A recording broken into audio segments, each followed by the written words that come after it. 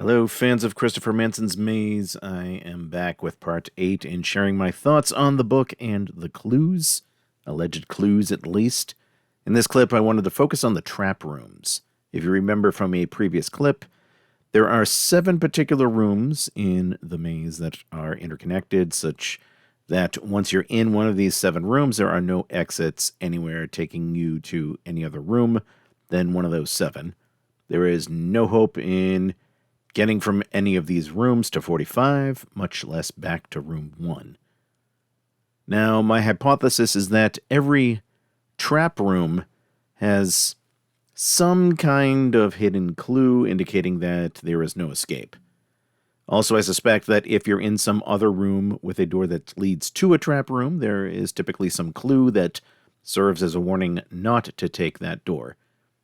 And in the CD-ROM game, by the way, which is where all of these colorized versions of the room that I use are taken from, I noticed that in the game, if you hang around a trap room long enough, it will start to occasionally play a laughing voice in the background. Well, let's start anyway with, let's see, room 38. This is one of the 7 trap rooms. So, as I showed in a previous clip, room 41, otherwise known as the Chutes and Ladders room, has a slide or chute you can exit down, and in front of that, there is a picture of a frog about to eat a fly. Well, I think we are correct to take that as a clue, as an omen, because sure enough, that chute leads straight down to one of these trap rooms. This one you see here, 38. Now let's take a closer look at the room. Above the chute, there is an engraving of a skeleton key that's broken in half. I wasn't sure what that was at first. I thought it was like 2 different things. Looks like a machine gun and, like an Uzi and a butterfly, but no, it's a key that's broken in half, a skeleton key. And in the background, back center, we see what looks like the carving of a sphinx, but it's incomplete. Now, personally, I always interpreted this as a sign that you won't be able to get to room 45 now, because there's the old story of the riddle of the Sphinx, and an incomplete Sphinx here tells me that, well, you got this far, but you can't finish. No hope in reaching the riddle in room 45. But also on the side, on the left here, we see what looks like a circus poster. It says C, and then pointing to the nose of an ape. The best guess I've read as to what this means is the following. So you take C, S-E-E, not as a full word, but as the single letter C. So we have C, a nose, and an ape. C, N-O-S-E, A-P-E. If we unscramble those letters, we get the words no escape. And there may also be some hints in the text to this. The text says, "We soon sorted ourselves out." And there are 4 C words: carvings, carnival, confusion, climb. And as I said in my previous clip with room 32, we see a banner that says "Sea Bag OK" in that room. And it uses the same kind of unscrambling. So to me, this tells me that this is probably what the meaning of the poster is. It's certainly not a far-fetched idea. It's a type of clue that is used in more than one place in Maze, the idea of rearranging letters of something. Now, as for the boot that's on the ground, I'm not sure. At the very least, I guess you could say it's a sign of defeated traveling or something. Maybe it's sticking its tongue out at you. In the CD-ROM game, if you click on the boot, it gives a honking sound that sounds kind of like ha-ha. So again, maybe an indication of the trap. Now let's move on to room 40. In the text, they talk about these symbols that are on the right. One of the people in the group says he could read the symbols and says it's, wind and water, hills and planets. The narrator says that he was relieved that they couldn't read the symbols correctly. Now, when I first read this, after a while, I finally saw that arrow pointing to 38. It's actually kind of a double arrow. I figured, okay, this must be the clue. And yeah, 38 is the correct door. But no, as I said, we're in a trap room, so there pretty much isn't a correct door anywhere to take. It doesn't really matter at this point. The arrow also, like I said, it points in both directions with a ridge running through it, so I don't know, you could interpret that another way. But there's something else here. I wish I could say I found this one on my own, but I did not. I only read about it years later as somebody else's discovery, but sure seems to be like a clue to me. 4 of the runes, if you take a closer look, besides that arrow, are actual letters. And, some are upside down and turned around, but we see T, R, A, and P. So we do get the word trap. All right, let's go to room 11. This room looks like it's in a giant cage, like for a small animal, so I think the symbolism here is clear. I've seen others point out that the letters T, R, A, and P show up again, this time on the sign in the middle of the room. That's true, but I don't see how you'd be expected to see that or find it. I mean, why pick those 4 letters out of all the ones on the sign? If the rest of the letters form some kind of anagram, or there is some pattern to extract the 4 letters T, R, A, and P from the sign, I have not found one. Not to mention, room 29, the blind man there is holding a sign which has the letters T, R, A, and P somewhere on it, and we know that that's not a trap room, so go figure. I did say earlier that if you are in a trap room, it doesn't really matter which door you choose because you'll just be led to another trap room. There is one exception to all of that, though, and I would say it is this. So you have 2 choices here in room 11. Door to 40 and a door to 24. Room 24 is the dead end. So the correct door to choose in this case is the only other option, which is the door to room 40. Otherwise, here you are in room 24, and that's the end of the story. So, although 40 does go to another trap room, in theory you stay alive a little longer. Now, is there a clue to take 40 as opposed to 24? Well, to me, I think the button is just an intentionally big distraction. The narrator says, whatever you do, don't touch that. So from the context, it's implied that he means the gigantic button in the middle of the room. But maybe he really means the door to 24, because we're never told explicitly what he means by don't touch that. I think that may in fact be another theme that shows up with the clues. The dialogue mentions something, and it's implied that they're referring to a specific thing in the room, but it may actually be referring to something else. But anyway, speaking of speculation, I've heard some people say that the pole for the sign is actually, if you look at it, looks more like a giant golf tee. And, you yell 4 when you're hitting a golf ball. This gives you 4 and T, which together is 4T. So pick the door to 40. Or for that matter, the word for, F-O-R, is written by the head of the T. I don't know, that's interesting. It does seem like a little bit of a stretch to me. But that's not as much of a stretch as some other things I've read. I've heard some people say, oh, the bell, the button there is round like a 0, and the slab it's on is a square, so that's a 4 and a 0 to make 40. I've also heard arguments about the screws being turned in certain directions. Again, this kind of stuff seems more like an after-the-fact rationalization than a clue. Another proposed clue I had read is that the word felt shows up in the text, and felt is an anagram for left, so take the left door. I think that is a plausible clue, because we know the author uses word anagrams in room 1, for example. I already covered that in another clip. I also heard it said that in other rooms where the word felt is used, in all the cases, it is the left door of the room that is the correct one. So I'd like to double check that sometime. One thing I did notice is that This sign in the middle of the room has a pointing hand. And this is sort of like the four hands that were on the direction page, as I covered in a previous clip. Of the four hands on the direction page, as I showed, three are right hands, one's a left hand. That was the one in the upper right corner. This hand on this sign is a right hand. Actually, no, wait a minute. I think it's a left. Yeah, it's hard to tell with whether those fingers are bending in. So, no, I think it's a right hand. We're looking at...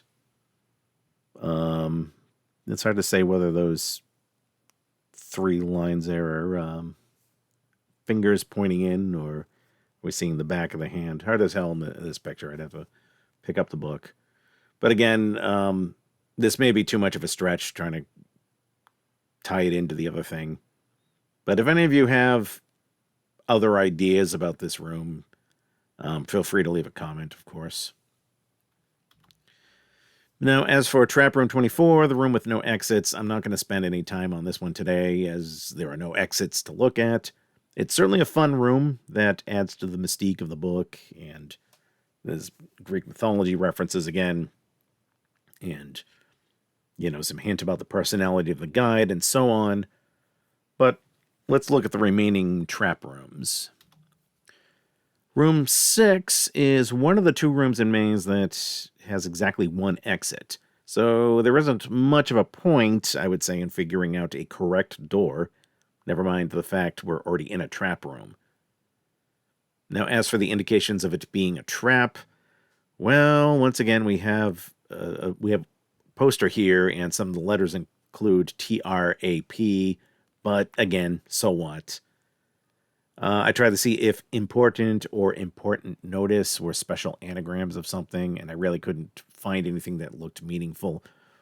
I've also seen people say that if you look at this sign for room 40 and then go to room 40, you'll see one of the other exit signs drawn in the same style.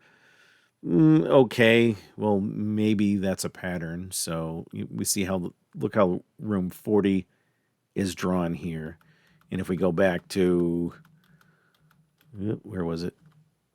Yeah, here in room 40, see the 38 looks kind of like that. Again, well, okay, whatever, so what? I don't see how it helps. Now, but as for other things I see here in the room, I see 3 slabs stacked in the center for the support beam and 3 in front on the ground. Even 3, tiny slabs in front of those on the ground.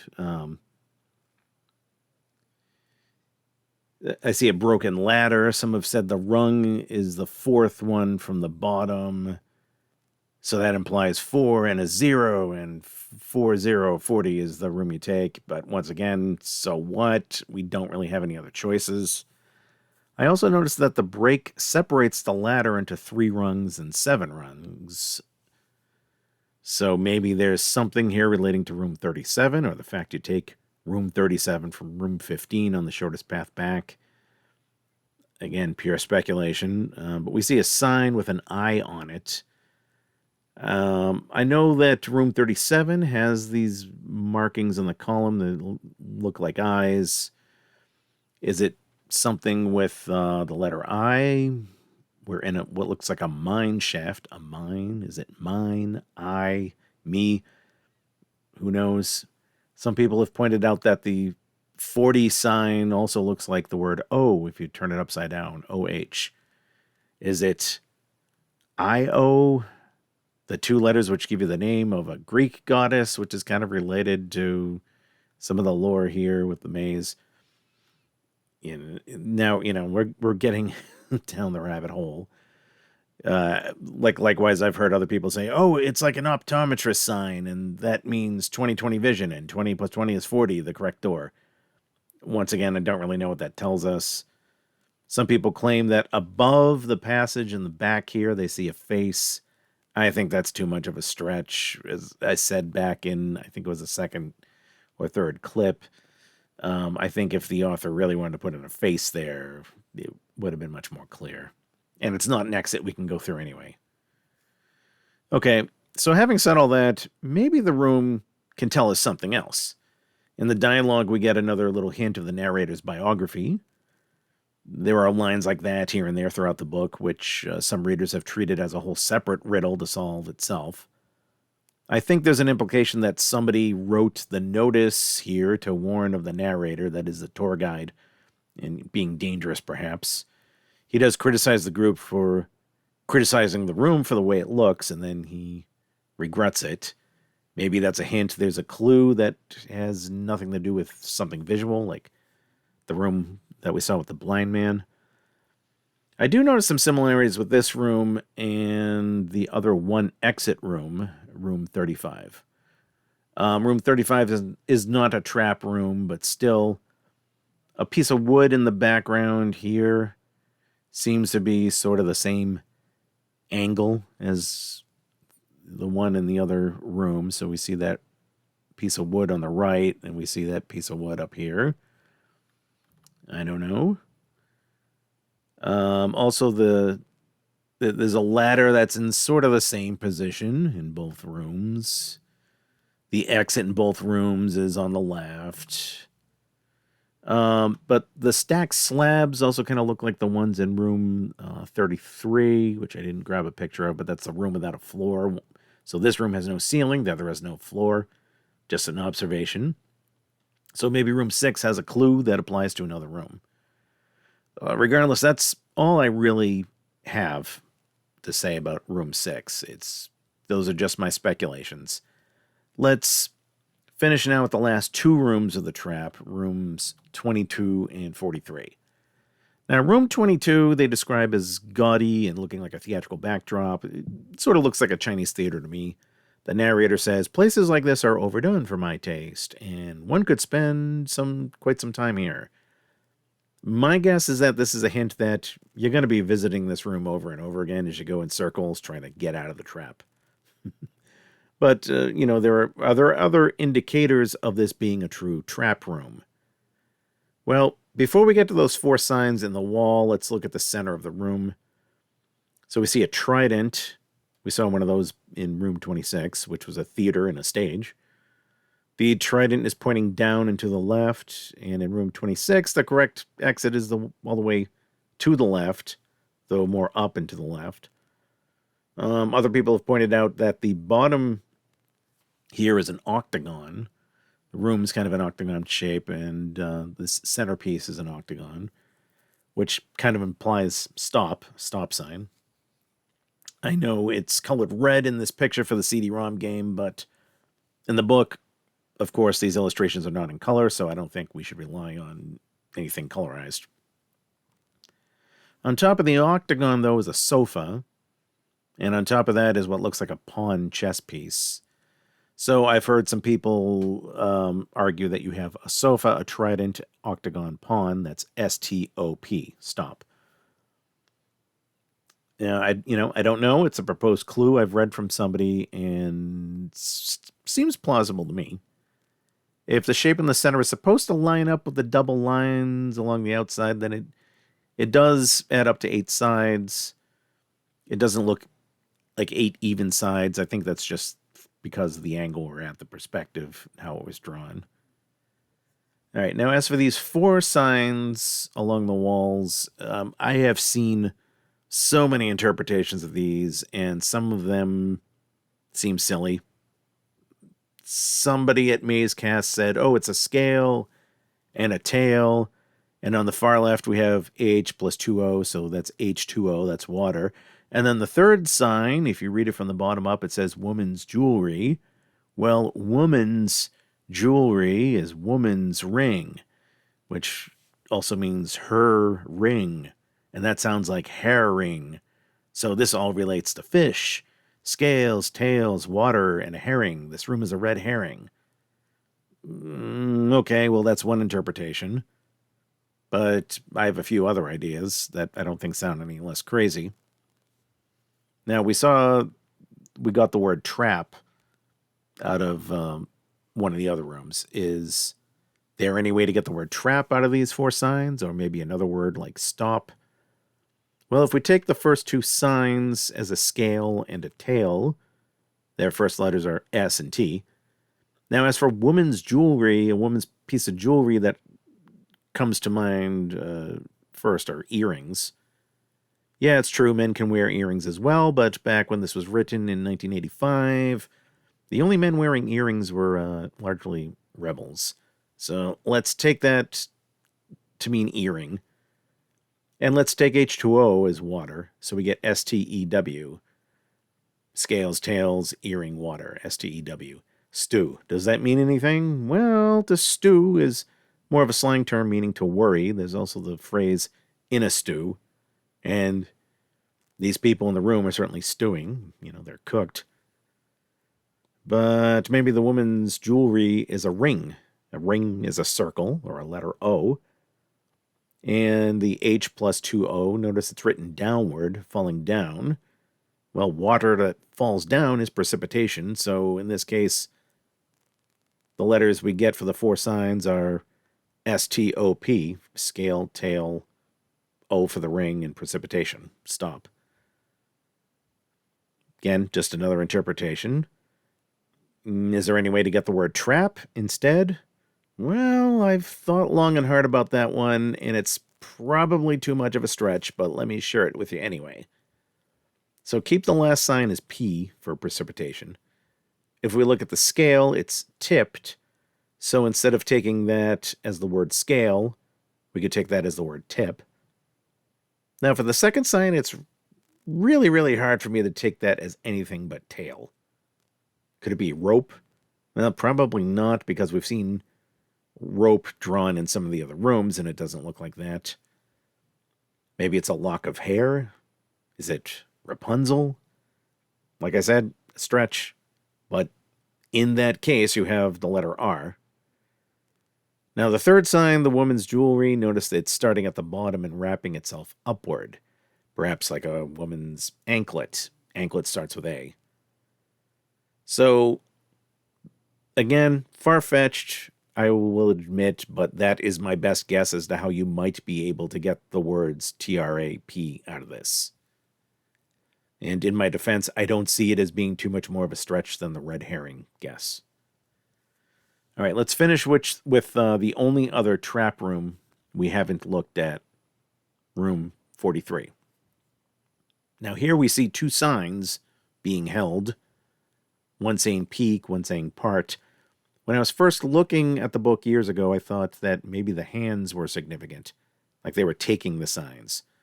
So take a peek and take part. I also noticed that when these words are reversed, you get keep and trap. Well, that's one way we can get the word trap out of this trap room. But frankly, I'm still not sure about the meaning of the signs and the vases here in the background. At first, I thought it was take a peek at yourself, but yourself is separated, so maybe it's read as yourself apart. If peek and part are reversed, does yourself become myself? Keep myself together? Trap? I did read some interesting guesses in the comments Into the Abyss. I read some ridiculous ones too, but somebody also suggested something like, keep yourself apart away from the trap. The two pots in the background are also a little different from each other. One person suggested that one is a vase and one is an urn. And when you unscramble the letters of vase and urn, you get save and run, as in run and save yourself. Yet another person in those comments pointed out that room 17 has the sign with Y-O-U-R and also the amphora jugs. Now, also in the doorway in the back, we see what looks like the end of a giant trumpet, or maybe it's a bell. We saw one of those in room 41. Is this just like a big insult where you're walking into the doorway and somebody is waiting there just to blow a gigantic trumpet in your face? Or bullhorn, rather? I know some Maze readers have been trying to draw connections between Maze and the Maze of the Minotaur, looking for bull references here and there. But some other readers think that's a bell. I saw somebody propose it's a bell leaving, and it's in the middle of yourself, and that gives us keep bell leaving yourself. Cute, but I'm not buying it. Also, when you click on that in the CD-ROM game, it does give like a horn sound. And we see a horn that's kind of like that in the Chutes and Ladders room as well. Now, aside from all that, there's also the dialogue, which we didn't even get into. But I'm just going to end this clip here. So, those are my thoughts on the trap rooms of Maze. Again, my hunch is that each one has some kind of hint that you're in a trap. And, well, those are my thoughts on it. So, thank you for listening.